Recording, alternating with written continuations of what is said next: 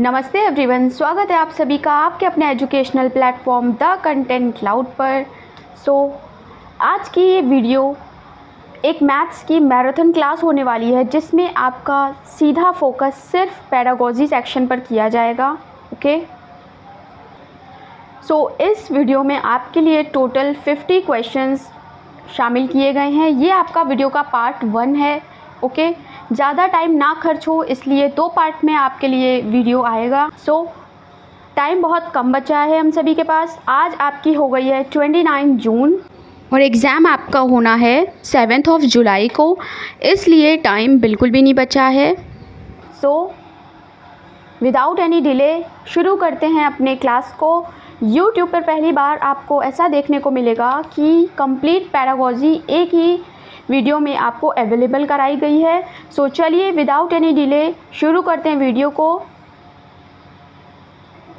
Question number 1 है आपका, निम्नलिखित में से कौन से कथन गणित की प्रकृति के बारे में सबसे उपयुक्त हैं। अगर आपने CTET का 7 ट्रिक्स वाला वीडियो नहीं देखा है तो उसे ज़रूर देखें एग्ज़ाम से पहले, क्योंकि वो आपकी एग्ज़ाम में हेल्प कर सकता है। आप उसे ज़रूर वीडियो को देखिएगा एग्ज़ाम देने से पहले, जिससे कि आपके एग्ज़ाम में बहुत हेल्प मिलेगी आपको। बढ़ते हैं क्वेश्चन की ओर। निम्नलिखित में से कौन से कथन गणित की प्रकृति के बारे में सबसे उपयुक्त हैं। आपको 4 स्टेटमेंट्स दिए हैं। यह बच्चे को सृजनात्मक बनाने में सहायता करता है, यह बच्चे की कल्पना को पोषित करने में सहायता करता है। स्टेटमेंट है यह निगमनात्मक विवेचन यानी तर्क पर आधारित है, या फिर यह हमेशा अभिसारी होता है। कौन कौन से स्टेटमेंट आपके मैथ से रिलेटेड सबसे उपयुक्त हैं आपको बताने हैं। करेक्ट आंसर हो जाएगा without delay third option A and C। पहला, यह बच्चे को सृजनात्मक बनाने में सहायता करता है, और थर्ड यानी C ऑप्शन C स्टेटमेंट यह निगमनात्मक विवेचन यानी तर्क पर आधारित होता है। ओके, बढ़ते अगले प्रश्न की ओर। क्वेश्चन नंबर 2, बच्चों में गणितीय अभिरुचि को विकसित करने के लिए एक अध्यापिका निम्नलिखित गतिविधियां अपनी कक्षा में करवाती है। इनमें से वह चुनिए जो उससे उद्देश्य को पूरा कराने में प्रभावी नहीं है। पॉइंट टू बी नोटेड, यहाँ पर आपसे नहीं वाला ऑप्शन पूछा गया है, नहीं ज़रूर ध्यान दें। ओके, आपके ऑप्शंस हैं, वह हमेशा उस विद्यार्थी की प्रशंसा करती है जो कक्षा में सत्रांत परीक्षा में सबसे अधिक अंक प्राप्त करता या करती है। वह बच्चों को भारतीय गणितज्ञों और उनके योगदानों के वीडियो दिखाती हैं। ये तो पॉजिटिव स्टेटमेंट हो गया। ओके, वह कक्षा में गणितीय पहेलियां और जादुई वर्ग हल करने के लिए देती हैं। फोर्थ ऑप्शन है, उन्होंने अपनी कक्षा में एक गणितीय कोना बनाया है जहां पर विद्यार्थी विभिन्न गणितीय गतिविधियां कर सकते हैं। बात करें सारे बचे हुए सेकंड, थर्ड और फोर्थ ऑप्शन की, ये आपके पॉजिटिव हैं। ओके, सही हैं। यहाँ पे प्रशंसा है वो भी किसी एक विद्यार्थी की, तो ये गलत बात होती है। ये आपका जो ऑप्शन है ये कट जाएगा और ऑप्शन नंबर 1 हमारा करेक्ट आंसर हो जाएगा। निगेटिव जो स्टेटमेंट्स होते हैं, निगेटिव ऑप्शंस होते हैं, उन्हें हम लोग नहीं लेते हैं। ओके, अगर आपसे नहीं वर्ड दिया है प्रश्न में तो ही आप नहीं वाला जो ऑप्शन है उसे टिक मारेंगे। करते हैं अगले प्रश्न की ओर। निम्नलिखित कथनों में से कौन सा सही नहीं है। अगेन आपको नहीं पूछा है। ओके, कौन सा कथन सही नहीं है। विद्यार्थियों की त्रुटियां उनके सोचने की प्रक्रिया के बारे में जानकारी देता है। गणित में त्रुटियां अधिगम का हिस्सा होती हैं। गणित में त्रुटियां शिक्षकों को उनके पाठ की योजना बनाने में मदद करती हैं। विद्यार्थियों की त्रुटियों को अनदेखा कर देना चाहिए क्योंकि त्रुटियों की ओर इशारा उनको प्रेरणाहीन करेगा। तो सोचने की बात है ही नहीं। ऑप्शन नंबर 4 हमारा करेक्ट आंसर हो जाएगा। हमें विद्यार्थियों को की जो त्रुटियां होती हैं, मिस्टेक्स होती हैं, उन्हें कभी भी इग्नोर नहीं करना चाहिए और ऑप्शन में कह रहा है कर देना चाहिए। ओके, यही ऑप्शन 4 नंबर करेक्ट आंसर हो जाएगा। अगला सवाल है क्वेश्चन नंबर 4, आकलन के बारे में निम्नलिखित में से कौन सा कथन सही नहीं है। नहीं, आपको फोकस रखना है। आप अगर एग्ज़ाम हॉल में भी बैठे हैं तो भी आप एक बारी को पढ़कर क्वेश्चन में नहीं को ज़रूर हाईलाइट कर लीजिएगा, जिससे कि स्टेटमेंट पढ़ते टाइम आपका आंसर बिल्कुल भी गलत ना हो। सो ऑप्शंस हैं इस क्वेश्चन के। मानक संदर्भित आकलन नैदानिक परीक्षण और उपचारात्मक शिक्षण में उपयोगी है। मानदंड संदर्भित आकलन विद्यार्थी की अधिगम निपुणता का मूल्यांकन कराना है। मानदंड संदर्भित आकलन जो होते हैं वो नैदानिक परीक्षण और उपचारात्मक शिक्षण में उपयोगी होते हैं। मानक संदर्भित आकलन हमें बताता है कि एक विद्यार्थी अपने प्रदर्शन में अन्य विद्यार्थियों की तुलना में कहाँ स्टैंड करता है। सो करेक्ट ऑप्शन हो जाएगा ऑप्शन नंबर 1। ओके, अगला आपका सवाल है गणितीय अधिगम सामग्री।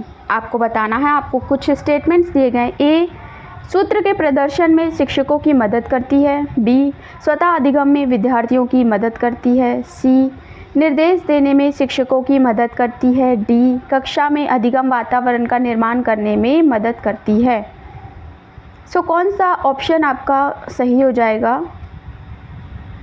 जो गणितीय अधिगम है वो कैसे आपका मदद करता है आपको बताना है। सो जो बी एंड डी ऑप्शन है, स्वतः अधिगम में विद्यार्थियों की मदद करती है और कक्षा में अधिगम वातावरण का निर्माण करने में मदद करती है। So third option is the correct answer. बढ़ते हैं अगले प्रश्न की ओर। क्वेश्चन नंबर 6, राष्ट्रीय शिक्षा नीति NEP 2020 के अकॉर्डिंग देश भर में विभिन्न विषयों में ओलंपियाड और प्रतियोगिताएं होंगी। आपका जो ये टॉपिक है राष्ट्रीय शिक्षा नीति 2020, आप इसे बहुत अच्छे से पढ़कर जाएं, क्योंकि इससे आपके 2 से 3 प्रश्न तो डेफिनेटली आने वाले हैं। ओके, सो इसका आप अच्छे से रिवीजन कर लें हर एक सब्जेक्ट के लिए, चाहे वो मैथ्स हो, CDP हो आपका। सो आपको अच्छे से इसे पढ़ना है। बैक टू द क्वेश्चन कि आपकी जो ओलंपियाड और प्रतियोगिताएं होंगी ये किस लेवल की होंगी, सरल, मजबूत, हतोत्साहित या फिर कम।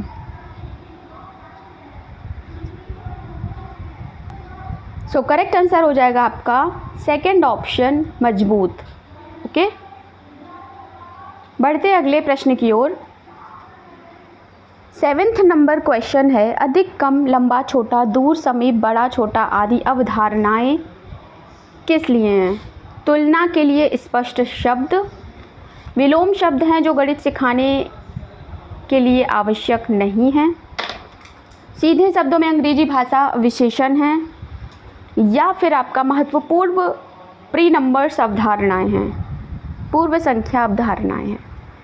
सो आपको बताना है कि 7th नंबर क्वेश्चन का करेक्ट आंसर क्या हो जाएगा। सो करेक्ट आंसर होगा आपका 4th वाला ऑप्शन, महत्वपूर्ण प्री नंबर्स हैं। बढ़ते हैं अगले प्रश्न की ओर। अगर आप चैनल पर न्यू हैं तो चैनल से जुड़ना बिल्कुल ना भूलें,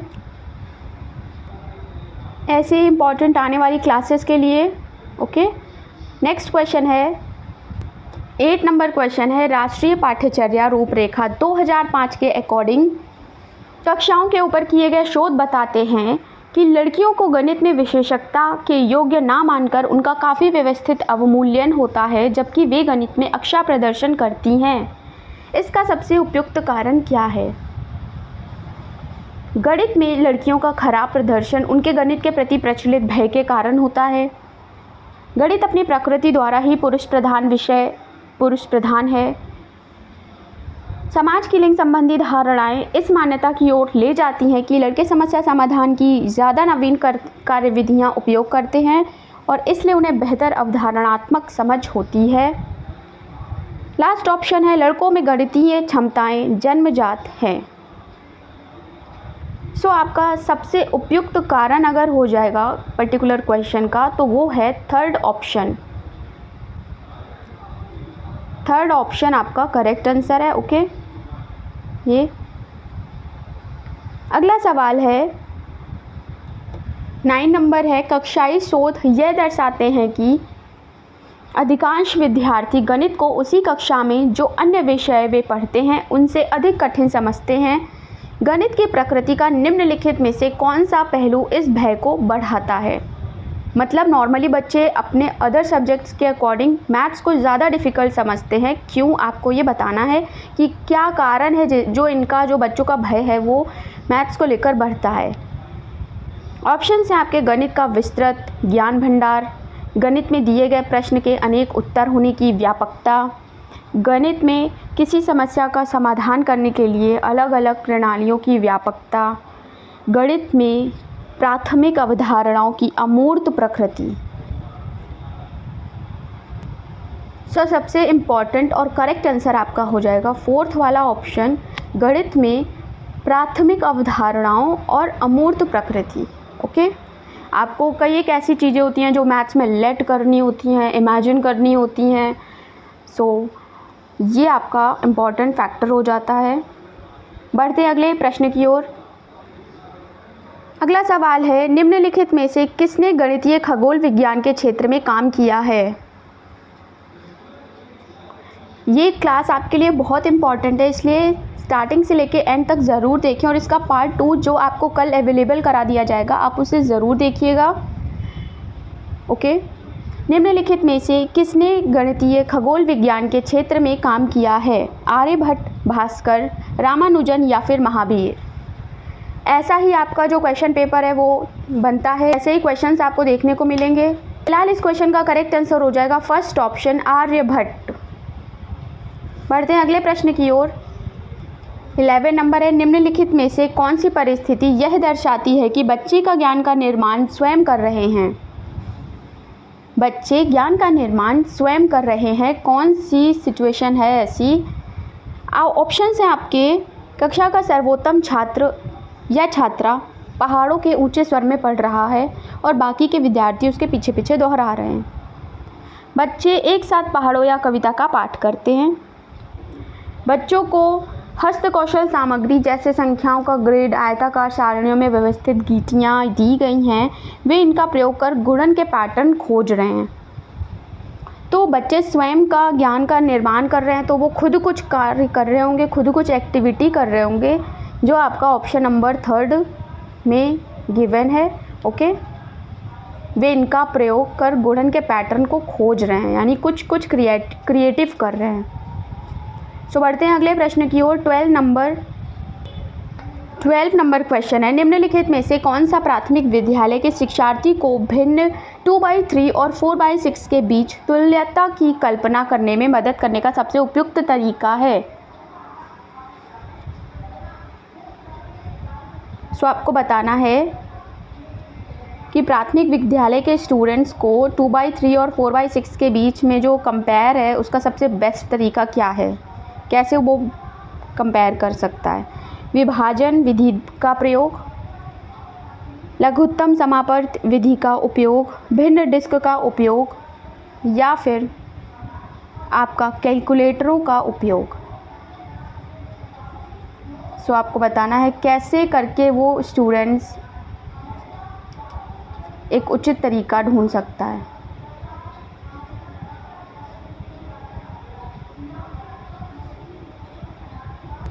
इस प्रश्न का करेक्ट आंसर हो जाएगा 3rd वाला ऑप्शन, भिन्न डिस्क का उपयोग। बढ़ते हैं अगले प्रश्न की ओर। एक शिक्षिका गणित कक्षा में रोल प्ले भूमिका निर्वाह विधि का उपयोग करती है, उनका एम क्या है। बच्चों को व्यस्त रखना, विचारों का बहिर्वेशन या बच्चों का मनोरंजन, अनुशासन बनाए रखना। कौन सा ऑप्शन आपका करेक्ट हो जाएगा। रोल प्ले, तो जो रोल प्ले की वो विधि का उपयोग कर रही हैं वो विचारों का बहिर्वेशन या सेकंड ऑप्शन आपका करेक्ट आंसर हो जाएगा। बढ़ते अगले प्रश्न की ओर। 14 नंबर क्वेश्चन है, संख्या बोध विकसित करने में उपकरणा सब्सिडाइजिंग एक महत्वपूर्ण भूमिका निभाता है। निम्नलिखित में से कौन सा उदाहरण है जो विद्यार्थी में उपकरणा के कौशल का प्रदर्शन करता है। विद्यार्थी संख्या 6 की पहचान 5 में 1 जोड़ने के रूप में करता है। विद्यार्थी एक पासा उछालता और बिना बिंदुओं डॉट्स को गिने यह बताने में सक्षम है कि यह 4 है। थर्ड ऑप्शन है, विद्यार्थी संख्या 4 की से निकालने के रूप में करता है। या फोर्थ ऑप्शन, विद्यार्थी संख्या 5 की पहचान 4 के परावर्ती के रूप में करता है।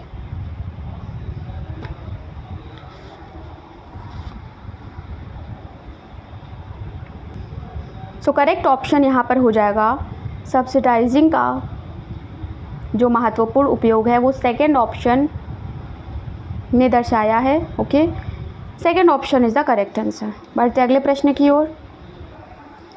निम्नलिखित समूहों में से किसमें सभी त्रिआयामी आकृतियां हैं? 3D फिगर आपको बताना है इनमें से किस ऑप्शन में सभी हमें 3D फिगर्स दिए गए हैं। क्यूब, क्यूबॉइड, सर्कल और सिलेंडर, यानी फोर्थ ऑप्शन आपका करेक्ट आंसर हो जाएगा। ये सभी आपके 3D फिगर हैं। आपको मैथ्स के मेंसुरेशन के जो ये टॉपिक्स हैं इनके फॉर्मूलेज हो गए, अच्छे से इनके फॉर्मूले रिवाइज़ कर लीजिए एग्ज़ाम से पहले। ओके, सो अगला आपका प्रश्न है 16 नंबर क्वेश्चन है। आपको एक तालिका दी गई है, ओके, टेबल दी गई है। एक तरफ आपको दिया गया है रक्त समूह और एक तरफ दिया गया है विद्यार्थियों की संख्या। सो आपका A9 है, ओके, जो ब्लड ग्रुप A है उसका स्टूडेंट्स नंबर 9 है, B का 6 है, O ब्लड ग्रुप के नंबर ऑफ़ स्टूडेंट्स 12 हैं, AB के 3 हैं। तो टोटल आपके 30 स्टूडेंट्स हो जाते हैं। प्रश्न आपसे पूछा गया है कि सबसे अधिक और सबसे कम पाए जाने वाले रक्त समूहों में से उनका रेशियो क्या है? सबसे अधिक और सबसे कम। सबसे अधिक की बात करें तो आपको O12 दिख रहा है, O के 12 स्टूडेंट्स हैं, ओके, O के 12 स्टूडेंट्स हैं। और सबसे कम की बात करें तो वो आपका है 3, यानी AB ब्लड ग्रुप के 3 पीपल हैं। ओके, मतलब O का आपको 12 लोग दिए गए हैं और AB के आपको दिए गए 3 लोग, ठीक है। इसे आप कट करिए, 3 1 ज़ा 3, 3 4 ज़ा 12, यानी 4:1। ओके, यही आपसे रेशियो पूछा था, सबसे अधिक और सबसे कम, यानी आपका 4:1 थर्ड ऑप्शन करेक्ट आंसर हो जाएगा। तो बढ़ते हैं अगले प्रश्न की ओर। क्वेश्चन नंबर 17, निम्नलिखित कथनों में से कौन सा सत्य नहीं है? एक पतंग एक आयत बन जाती है यदि उसके सम्मुख कोण बराबर हो तो।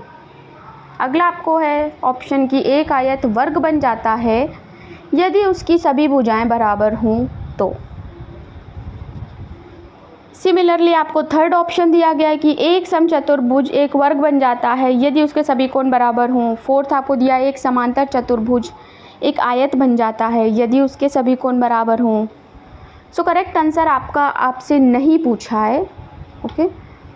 तो एक पतंग एक आयत बन जाती है यदि उसके सम्मुख कोण बराबर हों, ऐसा नहीं होता, ओके। फर्स्ट ऑप्शन आपका करेक्ट आंसर हो जाएगा। बढ़ते हैं अगले प्रश्न की ओर। क्वेश्चन नंबर 18 है, 100 में से एक पूर्ण संख्या जोड़ी जाती है और फिर वही संख्या 100 में से घटा दी जाती है। इस प्रकार प्राप्त हुई दोनों संख्याओं का योगफल है। क्वेश्चन को पढ़ते हुए एक क्वेश्चन को पढ़ते हुए आपकी क्वेश्चन फॉर्म होगी, इसे आप सॉल्व करेंगे, आपको करेक्ट आंसर आपका मिल जाएगा, okay. First option is the correct answer, okay. बढ़ते हैं अगले प्रश्न की ओर। क्वेश्चन नंबर 19 आपको दिया है और इस प्रकार के क्वेश्चन आपसे डायरेक्ट पूछे जाते हैं, ओके, इसलिए ये क्वेश्चन आपके लिए महत्वपूर्ण हो जाता है। 100 लाख को निम्नलिखित रूप में से भी जाना जाता है। किस रूप में जाना जाता है? 1 बिलियन, 10 करोड़, 1 करोड़ या फिर 1 मिलियन। सो यहाँ आपका correct answer option number 3 1 crore हो जाएगा। Third option is the correct answer, okay.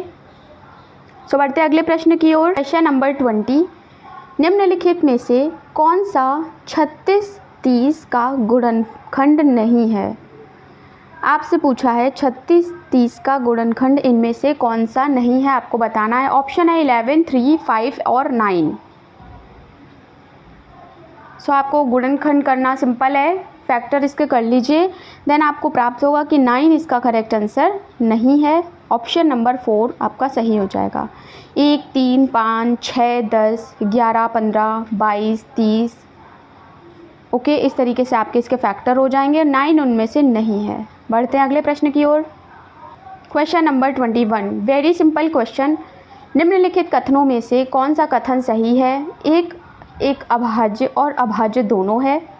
1 ना तो अभाज्य संख्या और ना ही भाज्य संख्या है, 1 एक अभाज्य संख्या है और 1 एक भाज्य संख्या है। सो करेक्ट आंसर हो जाएगा ऑप्शन नंबर 2, एक ना तो आपका अभाज्य है और ना ही भाज्य है। ओके, भाज्य अभाज्य जितनी भी नंबर सिस्टम के टर्म्स हैं वो सब आप अच्छे से समझ कर जाइए, राइट।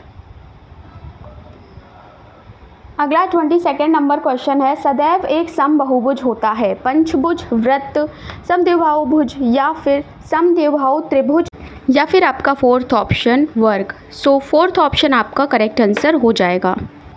क्वेश्चन नंबर 23, गणित के शिक्षण में उपागमों की बहुलता के लिए निम्नलिखित में से कौन सा सत्य नहीं है। नहीं आपसे बोला जाए तो आपको एक टैग वर्ड ढूंढना है जो आपका नेगेटिव टैग वर्ड हो, ठीक है। जैसे आपको एक जो कल वीडियो आई है सीटेट टिप्स की, उसमें आपको नेगेटिव टैग वर्ड्स बताए हैं, तो आप उनको उस वीडियो को देखिएगा अच्छे से और तब आप तुरंत क्लिक कर पाएंगे। बात करें फोर्थ ऑप्शन की तो यहाँ आपका भ्रम शब्द आया हुआ है, इसलिए फोर्थ ऑप्शन आपका करेक्ट आंसर हो जाएगा। अगला सवाल है,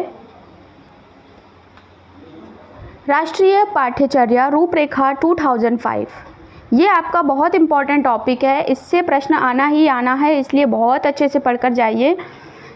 एक प्राथमिक गणित कक्षा में निम्नलिखित में से कौन सी प्रक्रिया सबसे कम रूप में प्रासंगिक है, यानी उसका उपयोग सबसे कम होता है। दृश्यीकरण, संबंध स्थापित करना और निरूपण करना, सूत्रों को याद करना या फिर प्रतिमानों का उपयोग करना। सो करेक्ट आंसर हो जाएगा यहाँ पर सूत्रों को याद करना। ये कम रूप में प्रासंगिक है। दृश्यीकरण की बात करें तो दृश्यीकरण तो वेरी इंपॉर्टेंट है। हम जो भी नंबर्स हैं उन्हें इमेजिन करते हैं, उनका माइंड में कुछ तो फिगर बनाते हैं।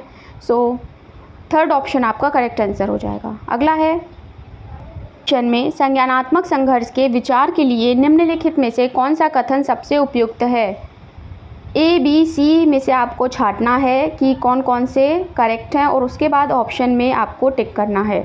तो बात करें ऑप्शन ए की केवल ए, तो केवल ए ही हमारा सबसे उपयुक्त है।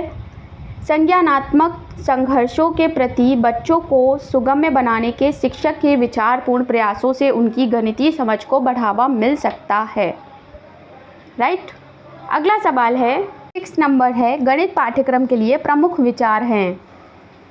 शैक्षिक अवसर की समानता, सांस्कृतिक विरासत का संरक्षण, वैज्ञानिक मूल्यों का समावेश या फिर उपयुक्त सभी। करें ऑप्शन नंबर 4 की उपयुक्त सभी, fourth option is the correct answer. बढ़ते हैं अगले सवाल की ओर। अगला सवाल है 27 नंबर, निम्नलिखित में से कौन सी कार्यात्मक गणित की सर्वोत्तम विशेषताएं नहीं हैं। नहीं है आपको हाईलाइट कर लेना है। निष्कर्ष निकालने लेकिन उन्हें सही सिद्ध करने की आवश्यकता नहीं होती। ओके, ये आपका स्टेटमेंट करेक्ट आंसर है। Third option is the correct answer. अगला सवाल है, गणित की एक शिक्षिका अपने विद्यार्थियों को किसी समस्या के लिए अब सारी विधियों के लिए चिंतन करने या किसी समस्या को हल करने के लिए विभिन्न विधियों का उपयोग करने के लिए प्रोत्साहित करती हैं। यह शिक्षक द्वारा प्रयुक्त गणित शिक्षण की विशेषता क्या है। ऑप्शन है आपके दक्षता, लचीलापन, शुद्धता या फिर प्रक्रियात्मक प्रभाव।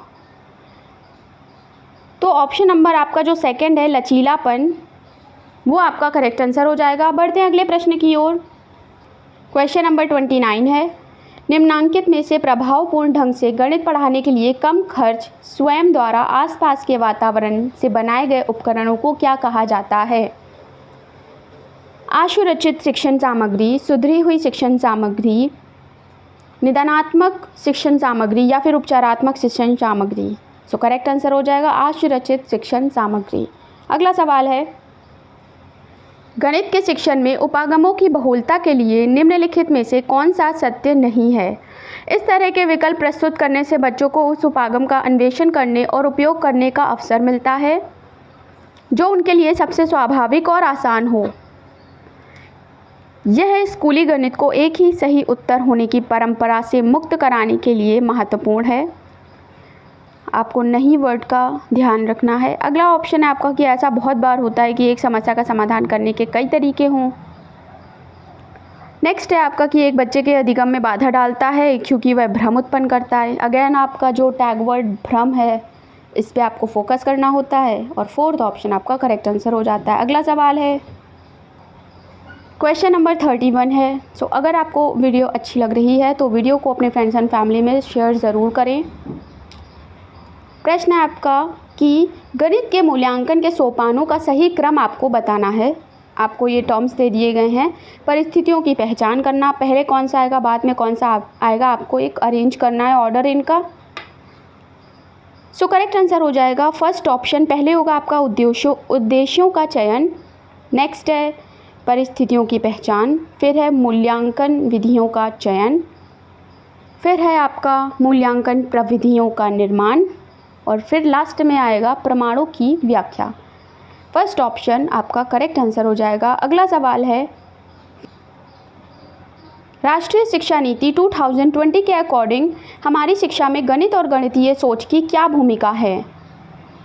आप मैथ्स की इस पैडागोजी क्लास को इग्नोर नहीं कर सकते क्योंकि 15 से 16 क्वेश्चन आपके ऐसे हैं जो इस पर डिपेंड हैं, इसलिए आप इसे बहुत अच्छे से पढ़ें। सो आपको भूमिका बतानी है। ओके, ऑप्शंस हैं गणित में अभिसारी सोच विकसित करना, दूसरे विषय से दूर हटना, नवीन विधियों और विचारों की विविधता पर जोर देना, या फिर परिणामों के बजाय परीक्षा तकनीकों पर ध्यान देना। सो यहाँ आपका करेक्ट आंसर हो जाएगा थर्ड ऑप्शन, नवीन विधियों और विचारों की विविधता पर जोर देना। अगला सवाल है, क्वेश्चन है आपका कि एक बहुभुज के सभी अंतःकोणों का योग आपको 1800 डिग्री है। बहुभुज की भुजाओं का ज्ञात करना है आपको। ओके,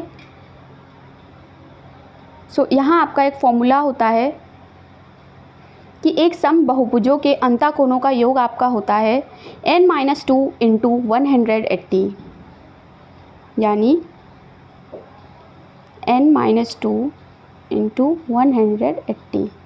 ओके, तो आपको प्रश्न में n वाला जो वैल्यू है ये पूछी गई है कि n का मान क्या होगा।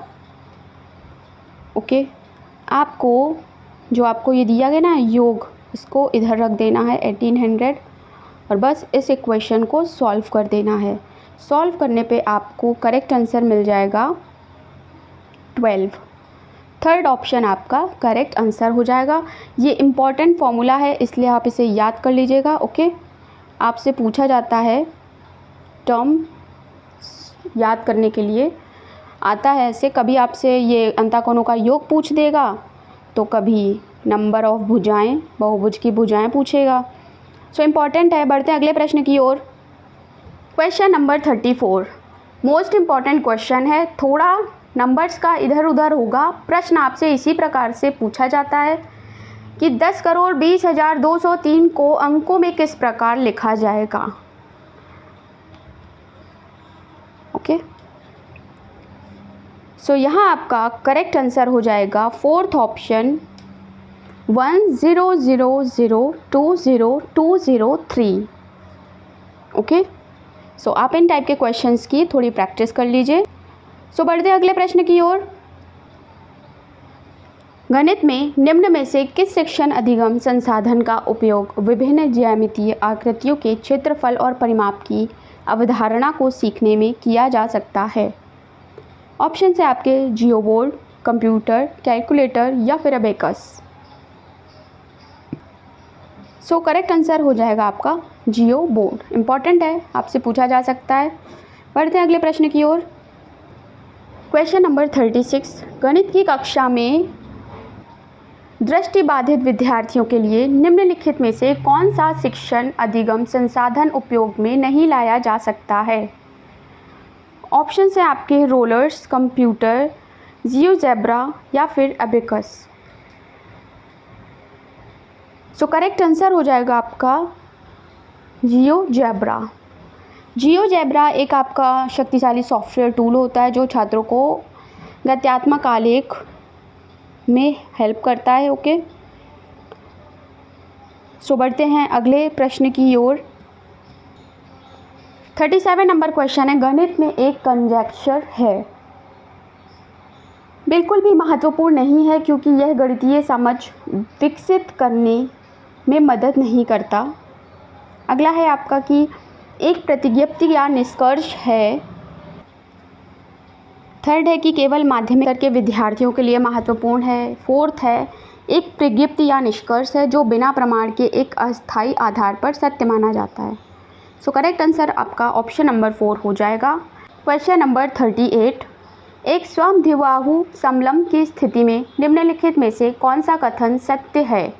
केवल 2 आसन्न भुजाएं बराबर लंबाई की होती हैं, केवल समांतर भुजाएं बराबर लंबाई की होती हैं, केवल समांतर असमांतर भुजाएं बराबर लंबाई की होती हैं, या फिर चौथा ऑप्शन 1 और 3 दोनों सही हैं। सो करेक्ट आंसर हो जाएगा थर्ड ऑप्शन, केवल असमांतर भुजाएं बराबर लंबाई की होती हैं। 39 नंबर, क्वेश्चन नंबर 39 है, निम्नलिखित में से कौन सा कथन सबसे अधिक उपयुक्त है? शिक्षण अधिगम सामग्री का उपयोग गणित की शिक्षा में विद्यार्थियों के अभ्यास का समय व्यय कर देता है। विद्यार्थी गणित की कक्षा में पहेलियों का आनंद नहीं लेते हैं। गणित प्रयोगशाला आवश्यक है क्योंकि यह क्रियाशील गतिविधियों को अवसर प्रदान करता है। अवसर प्रदान करता है ये इसलिए ये आपका करेक्ट आंसर हो जाएगा। Okay, third option is the correct answer. बढ़ते अगले प्रश्न की ओर। 40 नंबर, प्रिया एक पासा 10 बार फेंकती है और उसे निम्नलिखित परिणाम प्राप्त होते हैं 5, 3, 6, 6, 1, 4, 5, 3, 3, 2। निम्नलिखित संख्याओं में से उसे अधिकतम बार कौन सी संख्या प्राप्त हुई? तो 3 आपका 3 टाइम्स आया है, इसलिए फोर्थ ऑप्शन आपका करेक्ट आंसर हो जाएगा। इस प्रकार के सरल प्रश्न भी आपसे पूछे जाते हैं। आपका प्रश्न है, निम्नलिखित में से कौन सा स्कूली गणित में इबारती सवालों के लिए सही है? इबारती सवाल उन अभ्यासों को संदर्भित करते हैं जहां बच्चा परिस्थिति को एक ऐसा औपचारिक रूप दे देता है जिसमें गणितीय तकनीकी को प्रयोग किया जा सकता है। सो थर्ड ऑप्शन आपका करेक्ट आंसर हो जाएगा। ओके, इबारती सवाल यानी आपसे वर्ड्स प्रॉब्लम जो आपकी होती हैं उनके बारे में आपसे यहाँ पूछा जा रहा है। अगला सवाल है कि 1 मिलीमीटर निम्नलिखित में से किसके बराबर है? 1, 2, 3, 4 आपको 4 ऑप्शंस दिए गए हैं। आपको बताना है कि 1 मिलीमीटर किसके बराबर होता है। ओके, इस क्वेश्चन का करेक्ट आंसर हो जाएगा ऑप्शन नंबर 4, 0.1 सेंटीमीटर। एंड अगर आपसे पूछा जाए कि 1 मीटर में कितने डेसीमीटर होते हैं तो आपको कहना है 10 डेसीमीटर होते हैं। ओके, एंड 1 मीटर में आपके 100 सेंटीमीटर होते हैं, राइट। और इस क्वेश्चन में आपसे सेंटीमीटर में पूछा है तो आपका 0.1 सेंटीमीटर हो जाएगा। अगर आपसे पूछता डायरेक्ट कि 1 मीटर में कितने mm होते हैं तो आपको 1000 mm लगाना होता, 1000 mm, ठीक है। बट आपसे सेंटीमीटर में पूछा है, इसलिए fourth option is the correct answer. बढ़ते अगले प्रश्न की ओर। निम्नलिखित में कौन सा मॉडल शुरुआती कक्षा के शिक्षार्थियों में इकाई, दहाई और सैकड़ा के संबंध के बारे में अवधारणात्मक समझ विकसित करने के लिए सबसे कम उपयुक्त है? बड़ी संख्याओं से जैसे जुड़े जोड़, घटाव, गुणा और भाग और अधिक जटिल संख्याओं की अवधारणाओं को समझने के लिए आपका जो इकाई, दहाई, सैकड़ा है इसके बीच को समझना, इसके संबंध को समझना महत्वपूर्ण है। तो फोर्थ ऑप्शन करेक्ट आंसर हो जाएगा। कम उपयुक्त पूछा जा रहा है, ठीक है। अगला आपका सवाल है, NEP 2020 भारत का ज्ञान के बारे में बात करती निम्नलिखित में से क्या सम्मिलित नहीं है? सो यहाँ आपको एक स्टेटमेंट दिया है, NEP के अकॉर्डिंग कौन सा उसमें सम्मिलित नहीं है आपको बताना है। सो करेक्ट आंसर यहाँ आपका हो जाएगा सेकंड ऑप्शन, विद्यार्थियों के ज्ञान में वृद्धि के आकलन के लिए औपचारिक परीक्षाएं। बढ़ते हैं अगले प्रश्न की ओर। क्वेश्चन नंबर 45, आपको एक इक्वेशन दी गई है क्वेश्चंस कि 25.3 × 5 - 35 डिवाइड बाय 5 - 3 × 18.5 का मान कितना होगा? ये सिंप्लीफिकेशन का आपका क्वेश्चन है जो आपका बॉड मास से सॉल्व होगा। आपको इसमें बॉड मास लगा देना है, आपका करेक्ट आंसर आ जाएगा। करेक्ट आंसर होगा 64.0। फोर्थ ऑप्शन आपका करेक्ट आंसर हो जाएगा। ओके, सो बढ़ते हैं अगले प्रश्न की ओर। राष्ट्रीय शिक्षा नीति 2020 के अकॉर्डिंग शिक्षार्थियों का आकलन को शामिल करता है। तो राष्ट्रीय शिक्षा नीति आपके जो शिक्षार्थियों के विभिन्न क्षेत्र पर विचार करते हुए आकलन का एक समग्र दृष्टिकोण पर बल देता है। और यहाँ पर आपका फोर्थ ऑप्शन संज्ञानात्मक, भावात्मक और मनोगत्यात्मक सही हो जाएगा। ठीक है, इन सभी क्षेत्रों पर ये सभी क्षेत्र उसमें शामिल हैं। सो अगला सवाल है, प्राथमिक स्तर पर आंकड़ों का प्रबंधन के परिचय के लिए निम्नलिखित में से क्या सबसे उपयुक्त है? विद्यार्थियों को एक शहर की 5 साल की जनसंख्या गणना दिखाना और विद्यार्थियों को जनसंख्या वृद्धि की तुलना करने को कहना, ये तो बहुत मुश्किल काम है बच्चों के लिए, वो भी प्राथमिक स्तर के। नेक्स्ट है कि श्याम पट पर एक दंड आरेख चित्रांकित करना और विद्यार्थियों को उसमें आंकड़े समझाना, ये भी डिफ़िकल्ट है, छोटे बच्चे हैं। विद्यार्थियों को बस और ट्रेन के समय का समस्त सारणियों को पढ़ने के लिए कहना, वो क्यों ही इसमें इंटरेस्ट लेंगे। नेक्स्ट है आपका कि फोर्थ ऑप्शन कक्षा में विद्यार्थियों की लंबाई, उनका पसंदीदा खाना, रंग, कार्टून इत्यादि आंकड़ों को एकत्र करना और आंकड़ों पर आधारित प्रश्न पूछना। सो फोर्थ ऑप्शन आपका करेक्ट आंसर हो जाएगा। ओके, नेक्स्ट क्वेश्चन है आपका, त्रिभुज के सभी कोणों का योग कितना होता है? इससे सरल क्वेश्चन कहीं नहीं आपको मिलेगा। त्रिभुज के सभी कोणों का योग आपका होता है 80 डिग्री। ओके, बढ़ते हैं अगले प्रश्न की ओर। ऑप्शन नंबर 1 आपका करेक्ट आंसर हो जाएगा। जब शिक्षिका यह सुनिश्चित करती है कि उसके द्वारा बनाया गया टेस्ट उस टेस्ट के उद्देश्यों एवं कसौटी को पूरा करते हैं, तब मूल्यांकन के किस पक्ष का उपयोग किया गया है? सो यहाँ पर ऑप्शन नंबर 3 आपका करेक्ट हो जाएगा। वैधता बहुत ज़रूरी होती है। ठीक है, अगले और वीडियो के लास्ट क्वेश्चन की ओर, इसका पार्ट 2 आपको कल मिलेगा। So stay tune. चैनल पर न्यू है तो डेफिनेटली इससे चैनल से जुड़ जाएं। बढ़ते हैं अगले प्रश्न की ओर। अगला प्रश्न है आपका, यदि एक संख्या में 8 जोड़ दिया जाए, आपको एक संख्या मान लेनी है। एक संख्या में 8 जोड़ दिया जाए, आपको एक संख्या मान लेनी है और उसमें 8 को जोड़ना है। जैसा जैसा कहता जाए वैसा कर देना है, तो वह 2 गुनी हो जाती है, यानी जो हमारी संख्या है वो 2 टाइम्स हो जाती है। तो आपको वह संख्या ज्ञात करनी है, वह संख्या क्या होगी? ओके, सो 8 को यहाँ छोड़ें, 2x माइनस x कर दें अगर, तो 8 बराबर x हो जाएगा, यानी x की वैल्यू हमें 8 प्राप्त हो गई। ऑप्शन नंबर 4 हमारा करेक्ट आंसर हो गया। यहाँ फिनिश होते हैं आपके मैथ्स पेडागोजी मैराथन के क्वेश्चंस, 50 क्वेश्चंस।